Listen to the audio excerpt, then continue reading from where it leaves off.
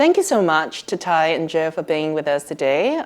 It is an incredible privilege and pleasure to be able to be doing and moderating this artist talk. And of course, having had the privilege of being able to have a sneak peek of the Neon Hieroglyph ahead of its premiere in Singapore for the festival. I guess now is as good a time as any to start. And I'm just really curious, and I want to begin with this first question dedicated to Tai, of how did you begin composing the Neon Hieroglyph? How did you first encounter the text, the images, and the sounds that would eventually constitute the work? And for you, does the image precede the text, or does the text precede the image? Okay, well, that's quite a good question, because it was pretty much written during lockdown, the beginning of it. And I think that when I started working, I encountered, let's say, the seed of the idea in a very strange way, which is I was asked to put together a proposal that somehow had a relationship with Italy in it. And I was just at the tail end of a very big project that I'd worked on for about 5 years. And I wanted to move away from it, but there were definitely certain strands that I wanted to continue developing and ideas that I thought were interesting, particularly around collectivity, around the kind of, I guess, borderlands of materiality and immateriality. And those were things I was thinking of ways, like a kind of vessel that could carry these ideas forward. So when I was asked to put together this proposal, I was in a very busy time, and I did that thing, which is I just Googled Italy, commune, LSD, or something like that. And this island that came up called Alicudi, and it was, I think at some point there must have been a press release that was done around it, because lots of different news outlets were writing, like different variations of the same story around the same time. So I don't know who if it was like some historian there, but there was obviously a kind of press release around it, and it was called like LSD Island. And the story is that there was an outbreak of ergot, which is the focus of this whole project, and that it lasted for 450 years, and that people were eating contaminated bread and basically tripping for 450 years. And all the mythologies that come out of that are really interesting, because they really are counter to the more, like dominant narratives around witchcraft and witches in Europe at that time. And they really propose this idea of a much more communist kind of witch, this witch called the Mayara, which are benevolent, and they steal from the rich and bring food during famine. So I thought, okay, this is quite interesting to me. And that began this process of research into ergot. And I've always been interested in kind of tracing volatile histories, let's say, kind of creating a line, and particularly through feminist thinking and queer thinking. But I also made the decision that I wasn't going to write anymore, and that I was now going to embark on a new way of working that was very reactive to research, as opposed to kind of using it in a verbal way. And I was like, that's it. I'm just doing statues. I'm going to make this mausoleum for psychedelic witches. But then, COVID kind of struck, and I was asked to do something online. And then it obviously made it kind of, the conditions made it so that it was going to be a film. It was, in a way, the most appropriate medium for that moment as well. So I wrote the text over a few days in lockdown, and my partner was at home for those days, and I was completely alone. And I live quite centrally, well, I mean, not very central, but in London, in the main kind of part, and it was so quiet at night. It was like this incredible stillness, and it was quite warm, and it was terrifying, And I was kind of looking out of the window. I live in a very populated area, and everything was deserted. And I just started writing this strange text in that stillness, really. Yeah, thank you so much for sharing about that, about your processes and developing and devising it as well. I myself find it so incredibly striking, and I think there is, of course, also the fine line between loneliness and solitude, which I thought the Neon Hieroglyph straddled so elegantly. And I guess it's just on this that I'm also very curious and want to ask Joe in this instance as to what, your initial responses to the work were, between encountering the slippery frictions, or rather that's an oxymoron, the slippages between text and images, in articulation, in the rhythm and cadences of the words and, with the music. What were your initial responses, Joe? Well, I think for me, it's a bit more like a puzzle, right? Because I'm receiving things which are complete, and yet that I don't understand, right? So I received a script which is a puzzle to me, because I didn't really know anything about these histories. I knew a little bit. I'd had friends who talked a little bit about ergot and LSD, for example, but I hadn't paid that much attention to it, to be frank. And then I received the script, and I felt I had to read it and try to. It was like a jigsaw puzzle that had been pulled apart, and of course, so all I can do is read from the beginning and keep going. So my first clue, actually not a jigsaw puzzle, it's a puzzle. So the first clue was Pont d'Esprit 1951. So I'm like, okay, this is a puzzle. I need to, Google helped a lot. So I looked up what this means, and that's when I discovered about the outbreak of the contaminated bread in France, 1951, and that led me down, a Google rabbit hole of research about rye, then history of bread in France, and what that means for kind of control and for people who have money and those who haven't got money. So it becomes about class and about the elite. And because this village suffered from this outbreak of ergot because it's poor. So they got the bread that had contaminated flour because they thought, well, it's decentralized, bread is very controlled from the center, so we eat it, they ate it, and we don't really care because they live very far away. So that was my first kind of like opening up of this script. And so I only came to the bit later about the alien islands, the LSD island, much later when I Googled, okay, Alien Islands 1862, because that's the whole clue that was in the text. And then I'm like, oh my God, there were people, as Tai said, who have been on LSD for hundreds of years, right?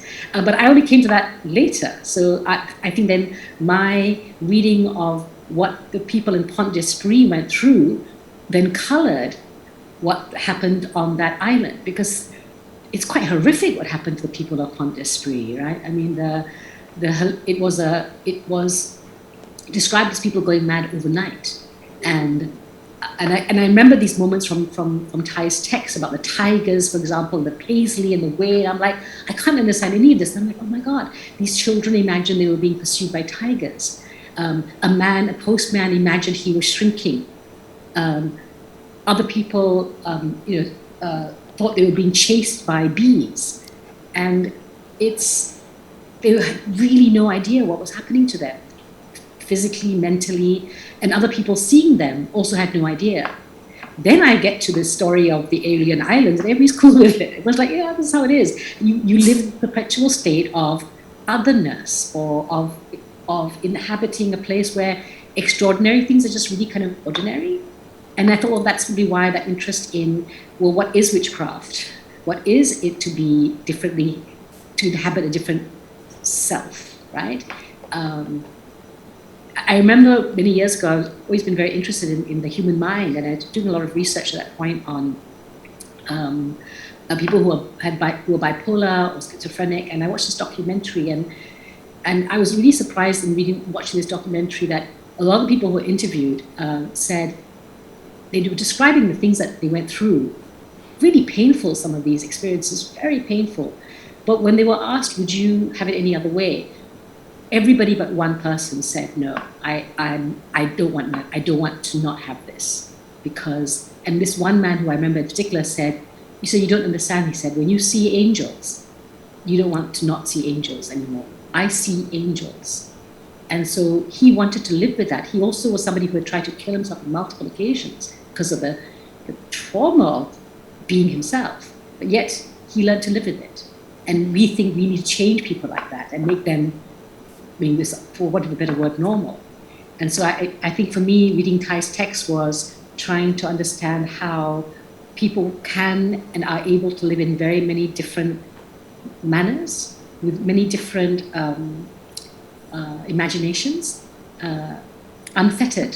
Yeah, so that was really fascinating for me. I'm still puzzling it out, to be honest, Tai. Because I have a text and I'm like, okay, I'm going to follow this lead today. I'm going to go down this rabbit hole today. But it's all been quite fascinating. Thank you for that.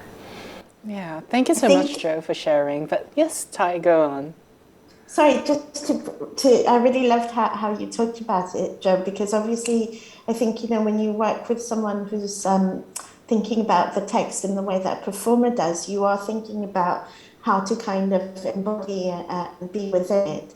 And that's a really beautiful thing to hear back, if that makes sense, because obviously a lot of these histories are also contested and there's so much kind of questioning around all those things. But I think one of the really things that I found really fascinating about this subject in general is, I think in a way you've brought up in a different way, Joe, is that, let's say, during before industrial milling, it was very common for these outbreaks to happen. And during the Middle Ages, they happened all the time in Europe. And one of the things that really kind of fascinated me was to think exactly about that, about what would it mean for the medieval imagination to be psychedelic, which is completely different to what it means for us. I think the kind of relationship with divinity and the supernatural was so different that I think it's a completely it's like a real beautiful exercise of the imagination, is thinking about what would it have been like for these medieval people to have these really intense hallucinations, but also the kind of more intellectual parts of it, the type of thinking that happens in these states as well. So yeah, that's definitely what drew me, was thinking about how someone would inhabit this without it being oh, I took acid, but I just ate bread and suddenly I'm in this other sphere, which I have no recourse to define, because the world is so full of magic in medieval times anyway. And I mean magic not in the wonderful, but the mystery and creatures and witches, and it's so full of things that kind of are irrational, that having that added layer to it is kind of fascinating to me. Well, I mean, when you say this, it reminds me of one of a very favorite book of mine, which is The Spire by William Golding. And in this, it's the building of the first great cathedrals in Britain, right? So I think Salisbury Cathedral is his model for it. But he imagines this priest who has decided to build this this church now with all this new technology, flying buttresses and all the rest of it, but still these very medieval underpinnings of having to have human sacrifices, child sacrifices, etc., etc. But he feels he is chosen by God to do this, and he feels always this angel at his back, and he keeps writing about, or rather, because it's a first-person narration, the angel that is at his back, telling him he's doing the right thing. At the same time, he is in love with the mason's wife, and all these sort of lustful thoughts, and he's using his power to seduce her, or attempting to seduce her. So there's all this tension in him as well, and this angel, which he will then whip him, right, because of these bad things he's doing, and the angel will burn him, and then the angel will comfort him. It turns out actually that it's a cancer. But of course, in his medieval imagination, so it's not first person, he can only understand it through these terms. Exactly. Right? And now we'll say, oh, it's cancer, it's causing pain, it's this. But you have to use and create a language of the imagination to explain what's going on with you. I want to pick up on that particular thread. Sorry, Tai, if you want to go. I just want to... No. Just a quick thing, just to finish that thing. Yes. It's also a lot of medieval people would go to these churches and they didn't speak Latin. Mm-hmm. It was just these sounds that were kind of that they'd get high on, you know, that these sounds that they didn't really understand, that was like the language of God. And that's also like feeds into this, you know, it's quite an altered state in of itself, or like even just going to church would have been quite an altered state without, you know, the ergot contaminated bread. Yeah. No, thank you so much for that really, really interesting reflection as well. And of course, drawing from what Joe said with the visions of divinity and that particular leitmotif. Because for me, I think what I'm so taken by is actually with a specific language. I think it's a thread that you have touched on cadences, on rhythms, on tenors, and of course, of the voice, the materiality of the vocal. And of course, the different ways in which sounds and image come together, you know, with their different semiotics to impart this new glorious meanings, rapturous visions, I would say luminous visions. And I guess directed towards Tai, I'm really, really curious, you know, how did you continually work with the set text? Is it something that you continually refine as the work, you know, is shown in different contexts, in different spaces? Or is it a set text, you know, that you have kind of sat down, you know, with that very interior process that all writers have, you know, followed immediately by that moment of anxiety where you're starting to ask people, oh, does it sound lucid enough? And, you know, just kind of also adding on to that, I'm really curious as to the different registers that you have kind of harnessed during the entirety of the text, in both the text and in the narration, in directing the previous narration.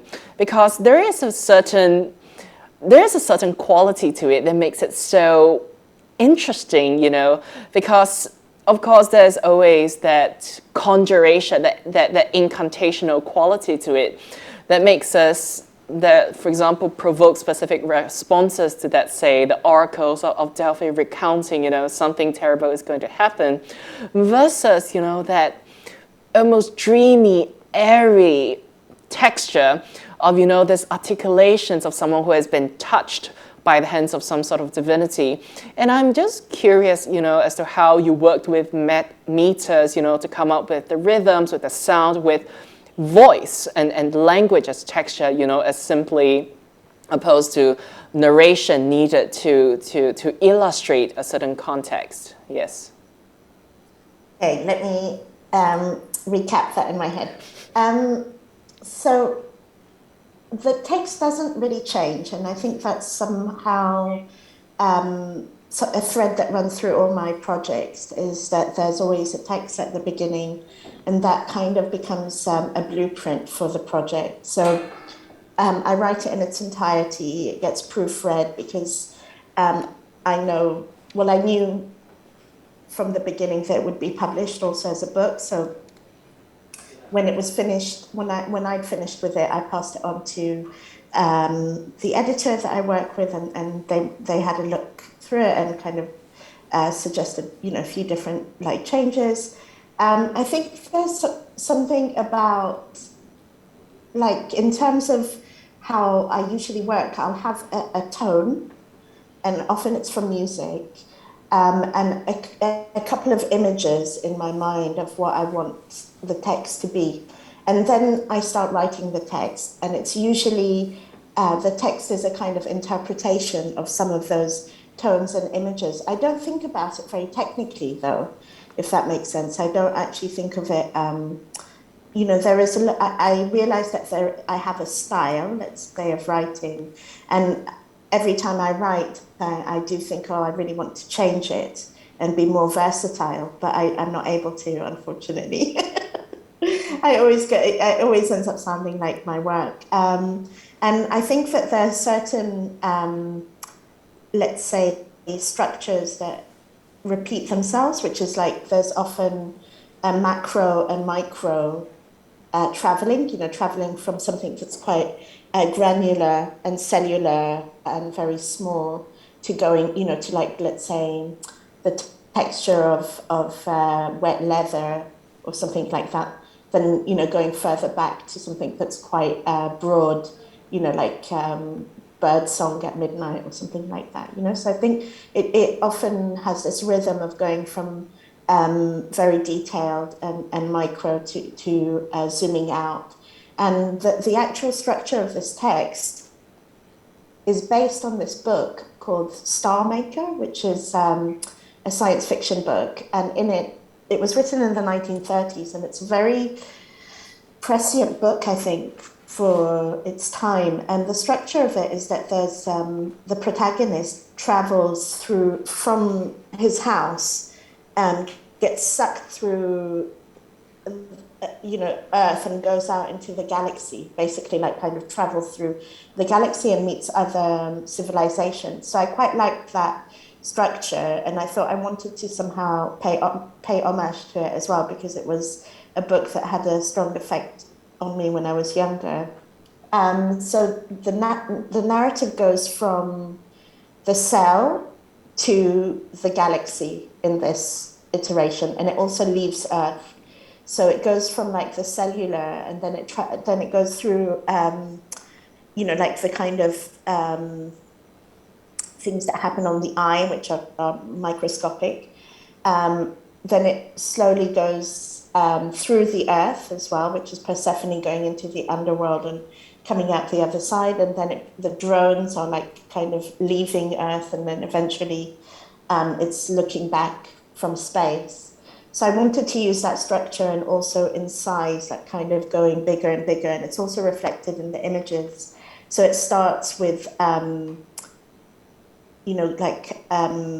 something quite abstract. There's some microscopic images. Then it moves to the face of the Neanderthal. Then it's in a room. Then it's over the forest. And then you see, so it kind of moves out as well.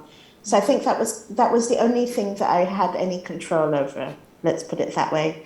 And everything else was quite poetic. I really believe in a poetic approach to writing. I don't mean just in terms of how it comes out, but also in terms of it as a process. So I just try and listen very carefully to things. I don't do very many edits. It kind of comes out fully formed, but it's very painful as well. No, thank you so much, and thank you for sharing that. It is painful because we know that it's the pain behind the pleasure that we have all had, collectively. And I guess, riffing off of your own reflection, this may be somewhat of a provocation to it, Joe. But Joe, I want to ask you, what did you see or what did you watch in your head when you first read the text? Because, beyond the process of intellectualization, beyond the processes of thinking, of your role in performing, in Googling to understand the context, the cultural histories of ergot, as well as the island, as well as, this entire layered context that you're working with, our initial responses to works of, sublime beauty is as a receiver. And I'm just curious, as to whether you watched basically the text as cinematically as I did as I was going through it, because I could say that I almost had an out-of-body experience because my eyes were processing the text, but my brains were showing me images and neither images, moving images, sequences, drawn and remixed and montaged and collaged from across the annals of whatever visual culture I've consumed to present something that is radiant and not quite worldly. And I'm just, curious as to what were running through your minds. Did you immediately begin, breaking it down, the way, for example, some actors do scene by scene to know how do I move, how do I occupy? Or did you also embark on that dreamy odyssey? I think there are two things, because when I first read the text, or before I read the text, when Natalie first asked me whether I would audition actually for Tai.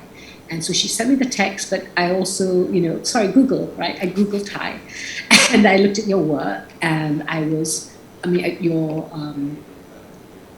installation work, your physical visual work, let's call it, and I was really struck by its this world, right, that you created. So I'm just like, I just love this world. It's so colorful. It has so many things to look at. So it was like a playground for me that I kind of wandered around in. And so for me, that was very strongly in my head, because I'm a bit of a visual person, so I really had that in my head. And then I read your text, and I was like, I have no idea what this text means. I have no idea, but it didn't matter to me. I like the sensation of it, right? But I kept seeing that world that I saw in various photographs. And so for me, the text kept coiling around bits of that space, around that thing like this, and around the people. So I saw the text as being something which was moving inside this three-dimensional space, right? So that was my first reading of it. And I don't know which reading you saw, because then Nat asked me to re-record it, so I did, because she thought it wasn't quite right. And I remember the second reading, it was much more about, therefore, your text, right? And trying to be behind that text, because I was still trying to understand it. And I'll be frank, I didn't understand it. I just knew that it had something, it felt very hallucinatory to me, right? But then later, when the iteration of this version changed, it was going to be with your film. And that's when I saw the film for the first time. And I remember when I met you, one of the things you had said was that you're used to working with certain actors, and you said, I know I have a tone, and that you needed me to also try to understand the tone, and said, well, that's good with me. I'm trying to understand it. When I saw the film, I was like, okay, I kind of hope I understand a bit more. But even before I saw the film, because I didn't see the film quite recently, when I started reading your text, knowing I'll be performing it to a film, then I dismantled that three-dimensional world completely, and I just read your text. And it's so interesting listening to what you just said, because I saw it suddenly as a shamanic vision, where it is the shaman is the eye of the eagle, right? And the eagle then starts to travel. So the eagle is the eye, and then the eagle starts to travel over the world, and the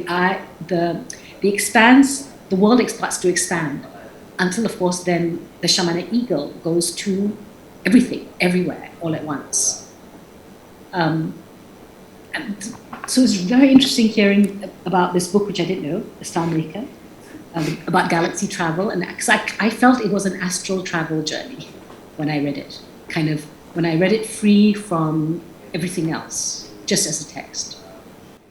That's really nice. That's really nice to hear. I mean, that's the thing, is that it's a responsive text. It responds to these certain nodes of history, but they could have, Persephone, it's all very loosely kind of bound in terms of, I don't think it's, the artist's role to provide, like an accurate historical kind of narrative around something. It's very responsive to these moments. So I chose these moments that I felt were interesting to me. There's huge histories around ergot and its medical use, for example, or there was a whole order of Antonites, which were people that took care of people that had, because as much as it's a hallucinogen, it's also a poison, and people lose limbs from it, from consumption. So I was also very aware that I was choosing specific moments that to me were generative. And then the writing was responsive to them. So in a way, I really love the story of Persephone. I think it's a beautiful kind of myth, and the myth is one of transformation, and one of also maybe that could be seen as a shift in consciousness or a change in consciousness, her going into the underworld and then emerging from it, changed. So, there were things about that really resonate with the idea of an experience that can be kind of profound and make you see things in a different way. But also I was really interested in this idea of how the kind of affect of my politics was changing, and how I could talk about that. And I think that previous to this project, the voice that I tried to adopt was maybe more declarative. It was this is a post-patriarchal city this is how the characters are built. These are the kind of ideas that I'm looking at. And I think with this, I really wanted to talk about, why I think communism, or a kind of transcendent communism, is a form of spirituality, and one that, to me, feels spiritual. It's not an organized religion, but there's a dimension to it about caring. I mean, caring is a very facile word, but about being invested in the idea that people shouldn't suffer is, to me, spiritual, basically. And to me, that's how I think of communism. It's a system that proposes a future where people wouldn't be born into conditions that would make them suffer, and we could live for pleasure, which is what I think we should be doing, all of us. Our lives should be living for pleasure. So that was also very important to me, was to find a way to talk about these things through this avatar of the spirit of ergot, and kind of find a way to talk about this that was inviting other people in as well. That it wasn't just like, oh, for me, as I'm talking about it now, but maybe through the kind of poetics of language, offering a space that some of that kind of sense, or that register, or that tone could be, shared. As you're talking, I'm kind of reminded a little bit of Margaret Atwood's book, Negotiating with the Dead. I don't know if you've read this, but this idea that the writer, the artist, goes to the underworld, right? But they must return. But you need to go to the underworld in order to create, right? And there's something in, I think, your text which talks about having to then, you go there in order to come back to the light. But yes, you have to go there. If you don't go there, then actually nothing will change. Nothing, you need that for transformation to happen, right? Yeah, and actually in the text, when on the way down, it talks about poisons and cyanide, and on the way out, it talks about antidotes, really, to poison. So when you come out on the other side, you come out and suck poison, right? From the mouths of others. And I think the whole text also has this kind of idea of that's another leitmotif, is poison and antidotes. They're these envenomed gardens, and it's a kind of thread that runs through it. I guess also, I do fundamentally think that this kind of war, or this kind of battle between light and dark, is actually politics. Do you know what I mean? I don't think it is this other thing. I think it's the kind of the draw towards darkness is the draw towards fascism. And I know that they're not always diametrically opposed in that way, but I think it is, this is something that is as old as the world, but is also very contemporary in terms of what we're going through, and the kind of geopolitical changes that we're seeing happening right now. And the pandemic actually has, one of the things I think that has made it the kind of exit, or, we're not really out of it, but this kind of move out, let's say, has made it more difficult, has been that there was this sense at the beginning that it was a moment of reckoning, and it was a moment where people, society, governments, whatever, would think maybe we need to organize ourselves in a more equitable way. And that's completely gone out the window, completely. It's as if that, there were those really hopeful, so among all the horror of the pandemic, there was also this hopefulness as well, that was this idea that maybe something so cataclysmic that lays bare, how inequality architects everything, including the response to the pandemic and the vaccine and all of those things. And it felt like, maybe this is a moment of reckoning, and it just wasn't. Yeah. And I think that's what's made it a little bit difficult also coming out of it. It's we're coming out into a world that's more entrenched in inequality than it was, and more also committed to inequality than it was, and that's really depressing. Yeah, definitely. And of course, one word that stood out to me, I think, because we have moved on to the motif of poisons and cures, but also of this idea of some sort of collective trial, but also, this stagnancy and emerging. And it brings to mind a word called pharmakon. And I think it's also in parlance, particularly in Greek philosophies, or, the poison also being the cure. And, of course, this is something that also eludes specific definitions, because it's a trick of the mouth. It's a trick of language to be able to think of it as a rhetorical flourish, but also in practical applications. But what I think the conversation has gotten to has also got me thinking then of the idea, of course, of liberation, whether false, whether justified, whether possible, whether attempted. And of course, also then in how in functioning almost a cultural biography or cultural autofiction of ergot, we have been exposed to these transcendental possibilities that actually boils down to very simple principles of, loving each other, committing to a life of pleasure and care, because it is precisely in the alleviations of suffering where, this kind of collective pleasures can emerge and come to the fore. And I guess this is also on this that I want to ask Tai on this idea of eluding definitions in indeterminacy and in being flexible, in being mycorrhizal, as everyone has been using that particular term of phrases ever since Anna Ting's very lovely book.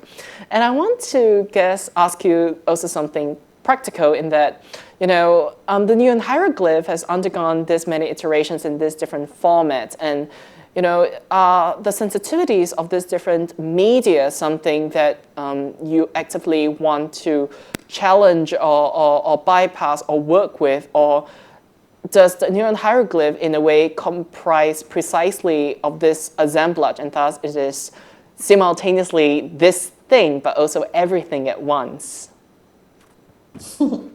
I think what's I guess every artwork has that potential in a way, which is it was made for an online.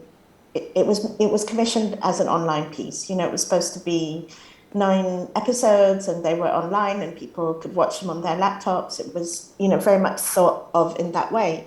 But when we finished it, because I'm incredibly lucky working with Adam Sinclair, who's the 3D artist, who we have a really wonderful kind of collaborative language together, and we get each other, there's something there that opens up a third space that opens up for both of us in that collaboration.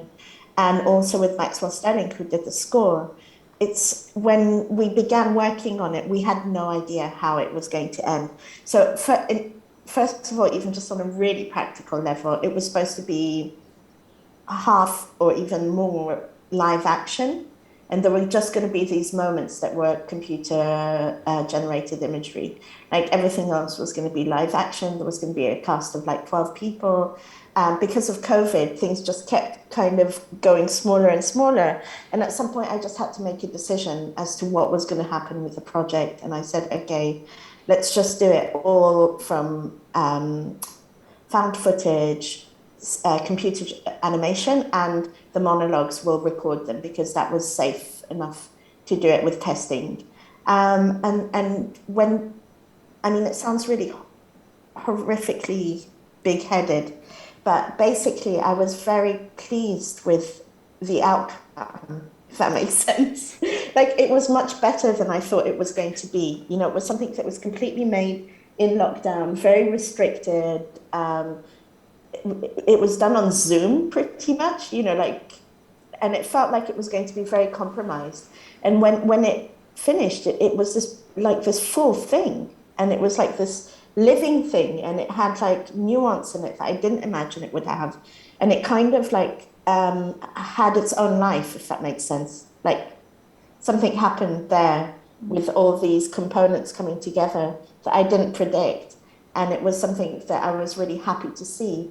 And then when, let's say meeting became more possible, or having groups of people became more possible, it was so important to me to do a live version of it, because I'd missed, as much as it's amazing to put something online during the pandemic and have, really beautiful responses from it, I really, really missed the act of being in a shared space. And this piece is so much against atomization. It's also, this piece is a piece that doesn't advocate for, us all needing to work collectively all the time physically, but to always have that in mind, that we are atomically connected, basically, not just in the present and through space, but also through time. We're atomically connected from the beginning of time till the end of time. And that was something that, like, I felt I wanted it to happen in a shared space, because I really missed that, I missed it so much. So I spoke to, and it was never supposed to be that. So I spoke to Maxwell and to Molly Moody, who was the actor who is in the film. And I asked them how they'd feel about doing, a live score and a reading to it. And we just thought it would be a nice way to kind of maybe just have friends come and see it, that hadn't seen it maybe. But it really worked well, and it was very moving in a way that, again, like another layer was added by the liveness and the intensity of it being there. So I often have the text as like this core, and other things kind of get built around it. So it was also a little bit like that with this, it was something that was supposed to be one thing, but then just evolved into others. Yeah. I watched, is that the version that you did where you showed the film and then there was a live orchestra and live, and Molly was live? Yeah, that's it, yeah. I saw that online as well, and it just had a different feeling. Yeah, completely. Yeah.